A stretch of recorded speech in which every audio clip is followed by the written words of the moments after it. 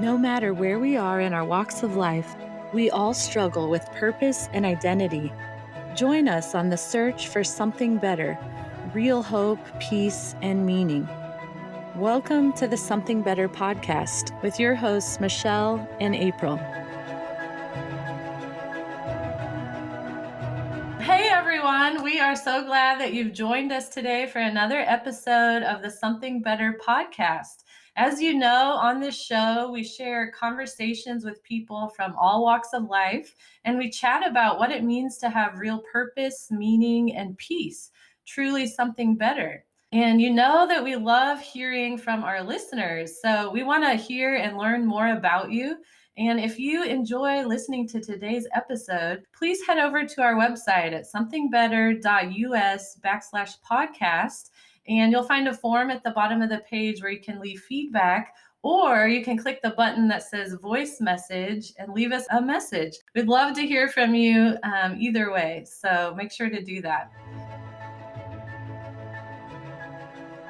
Well, today we have a really fun show, and I'm excited to introduce you to our guest, Deven Patel.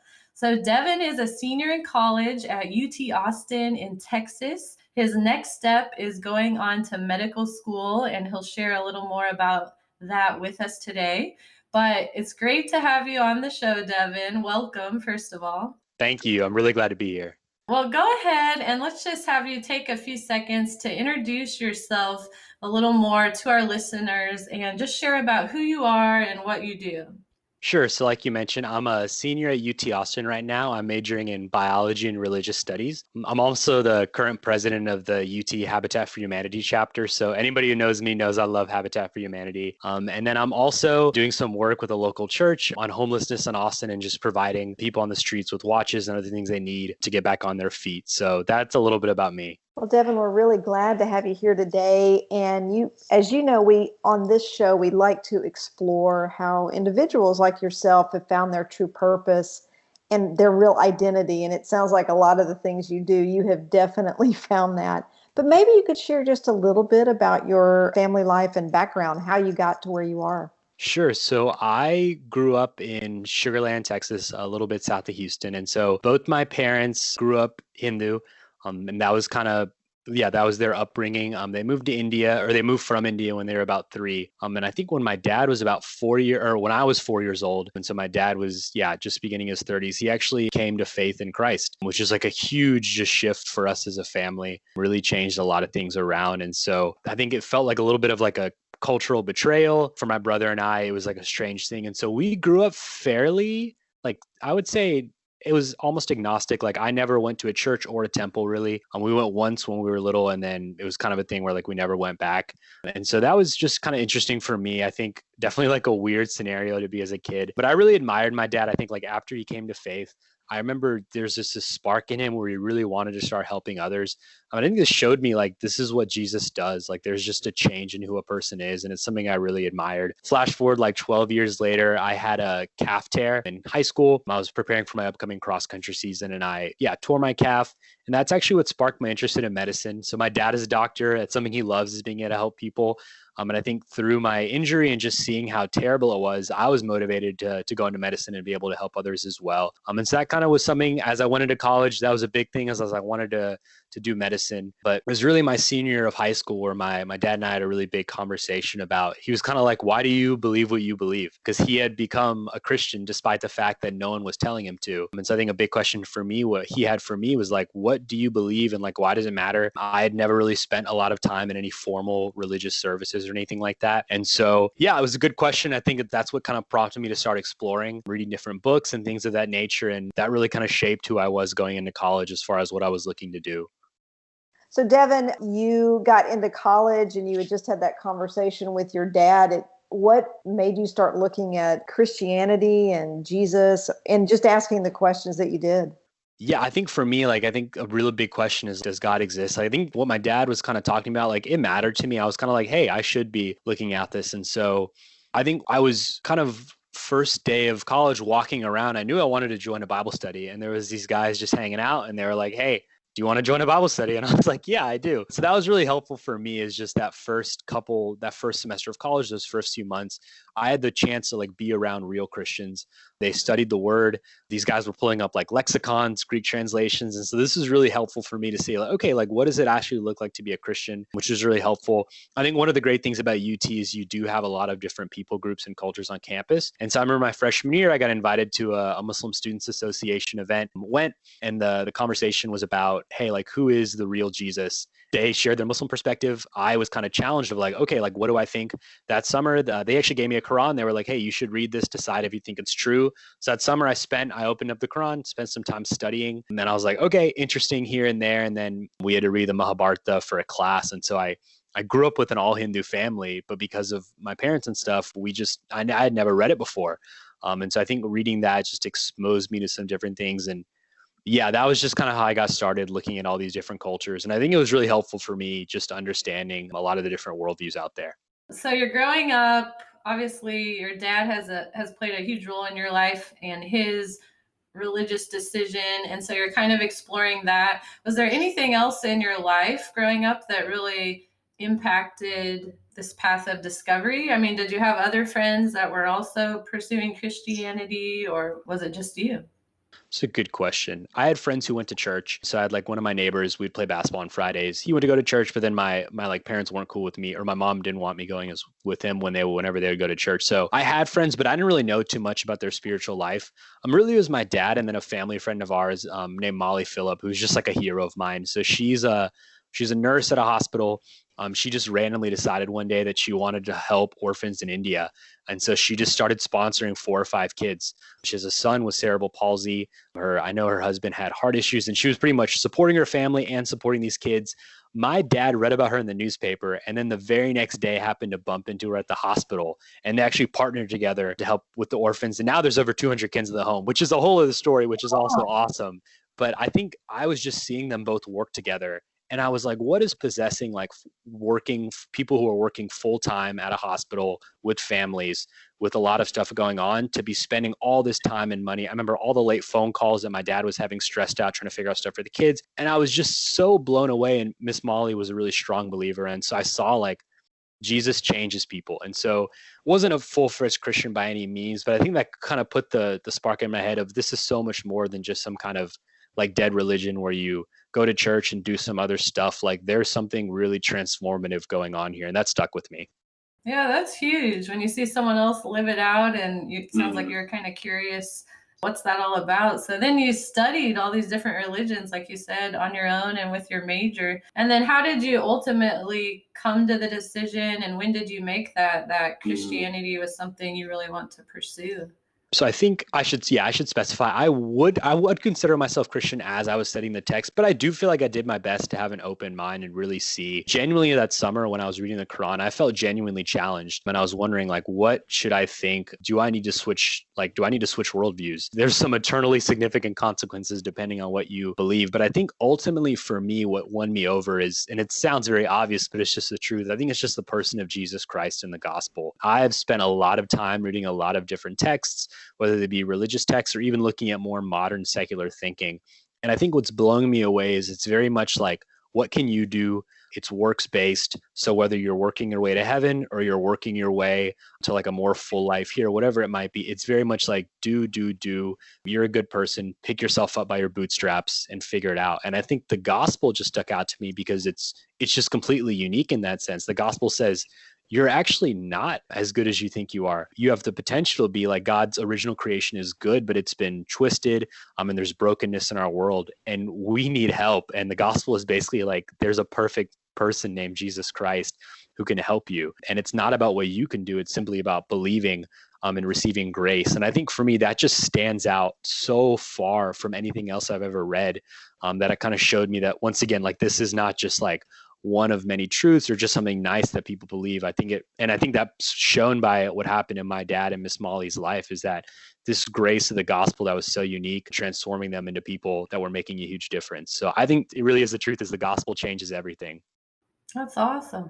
After you made that decision, how have you seen Jesus and Christianity play out in your own life? Have you seen any changes? Has it impacted your purpose and things that you pursue? Definitely. I think for me, like before I became a Christian, or I like really started like following Jesus, I wasn't doing anything like I think by like societal standards terrible, anything that would have gotten me arrested. But I think I was just on the path to like a very like mediocre life. So I think my plan was like go to college, get a job, move somewhere in the suburbs, and then like retire to Florida or whatever that, I don't know what that practically looks like. But I think the regular American dream, of like, what can I get for myself?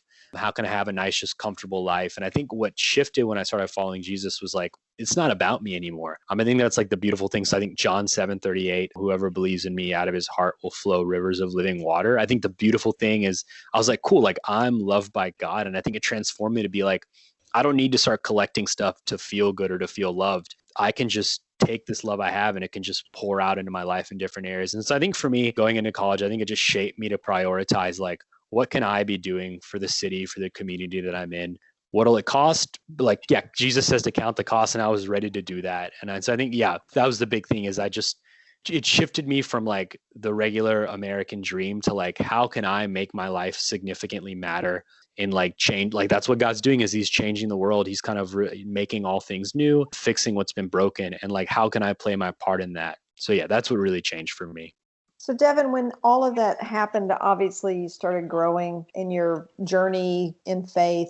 It sounds like you went through this whole discovery process of, okay, I'm going to look at all these other faiths and I'm going to make this decision. And that then kind of brought you into where you are today. What would you suggest for people that are at that journey point and maybe they didn't have that background at all, or maybe they have no background? What would you suggest that they do? What are some of the practical things, I guess, for someone that's on that journey? I would say my big thing was like, I just had to not assume that I knew more than I really did. I think growing up in America, you just kind of assume like, I know what Christianity is. But I think if you're really wanting to be open-minded about it and you haven't read the Bible or haven't done all this and that, I would say like, take the time to learn. And I think something really practical is if you have a Christian friend, reach out to them. I think anyone who's genuinely following Christ would be so happy to sit with you, read with you, walk you through. And it doesn't mean that you're a Christian automatically just because you start reading the Bible. I have 2 atheist friends I'm reading the Bible with right now. They're not Christians, but they're interested. They want to learn. They want to see what this is about. And so I think that's something really practical. And if you don't have a Christian friend, I would happily like Zoom call with you and we can like go through a text. But I think that's the big thing is like, if you want to know whether you want to follow Jesus or not, I think you need to know who Jesus is. Who does he claim to be? And so I think really something really practical is asking a Christian friend, having them teach you, walk you through the texts of the Gospels, maybe looking up some sermons online. Same thing, asking that Christian friend for recommendations, like what are some sermons or what are some things that I can read to truly understand Jesus? So I think that's one really practical thing is don't just kind of shut Christianity out because you think you know what it is. Really take the time to see what it is and what that might mean for you. I think that's a great idea. I love that you have some, not only just explore, but find someone that you can talk to and also explore on your own. Read the Bible. Don't dismiss it just because you think you've heard about it or you assume what you know about it, which I appreciate that you did that as well with the Quran and with other faiths. Obviously, growing up in a Hindu family, you had that faith to look at as well. And so I really appreciate that you went through all of that before making your decisions. I appreciate your sharing that with us.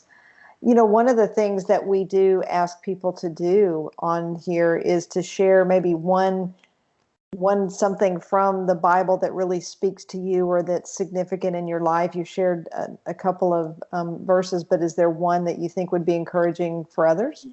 Yes, I do have one that's, for some reason, we came across this verse in Bible study a couple weeks ago, or about a month ago now, but it's just still been on my mind. I think it's Galatians 6:14. Paul says like he's talking just to this church about like what to boast in. They're kind of boasting in like religious acts and stuff. And Paul just he says like, but far be it for me to boast in anything except the cross of our Lord Jesus Christ. And I think we talked about the gospel and how it's unique. That blows my mind because what you boast in is like where you find your value from or like what you want people to know about you. And the cross is basically signaling for Paul that he was weak and not able to help himself, and that someone had to come take his place and help him. And he's boasting in that, which still to this day, I'm like, wow. And so I think that verse just kind of shows you the gospel is altogether unique. It humbles a person to say they don't have what it takes, and it makes them brag about being helped. I don't know of any other message that makes someone like be proud that they were weak and needed help. And I think that's the beauty of the Christian faith, is it's not for strong people, and it's for people who don't have it all together, and are willing to admit that they need some help. So yeah, Galatians 6:14 is awesome. And then yeah, the other verses I shared are also awesome. So yeah, look them all up. Bible's great. Well, Deven, you said earlier that you had been doing some work with homeless shelters and helping homeless people. And we talked about one of the projects you're doing, but would you like to share that, or a way people can connect with you online or through that project? For sure. That would be great. So yeah, I don't have a ton of social media. So, I mean, if you want to add me on Snapchat, anyone listening, you can. It's just Deven Patel 1105. The Watch Project is really great. So my friend Brandon, who hopefully he'll be listening to this, he's a formerly homeless man in Austin. And he's actually got a place right now. He's working a job, and it all started from, a watch, which just helped him get to job interviews, helped him know where the food was around the city that they were serving for the homeless at different churches. And it was just a really helpful resource for him. So I'm working with a church in Austin right now to try to get more watches. I think the link will be posted after the show, but if you just want to look up Brandon's Watches for the Homeless, there's a GoFundMe. Don't feel pressure to donate. I mean, if you want to, I'll take it. I'd be really happy. But if you just want to read the description, see what's going on, and follow the campaign, you can see the work we're doing, because God loves the homeless. He loves all people. And so it's just a privilege to be able to work as he's helping pick them back off their feet. Great. We will definitely post that. And we want to thank you for sharing your journey and sharing your story with us. And we also want to thank our listeners. We're so glad you could join us today and hear Deven's story and what's going on in his life. And we hope that it maybe gave you some ideas. If you're starting on that journey and you want to explore, we are here for you. So please check out the website at somethingbetter.us. and go listen to some of the other podcasts as well. Thanks, Deven, for being with us today. For sure. Thanks, April. Thanks, Michelle.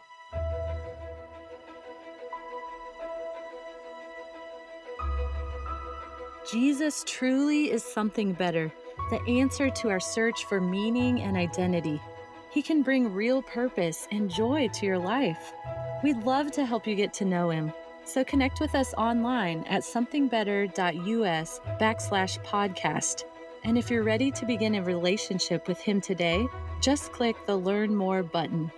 On our site, you'll also find previous episodes, and you can share your feedback with us in a voice message.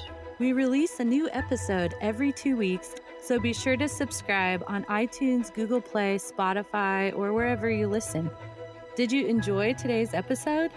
Take a screenshot of the episode on your phone and tag us on Instagram at @FindSomethingBetter. We'd love your help in sharing this great content with others. Thanks for joining us today. See you next time.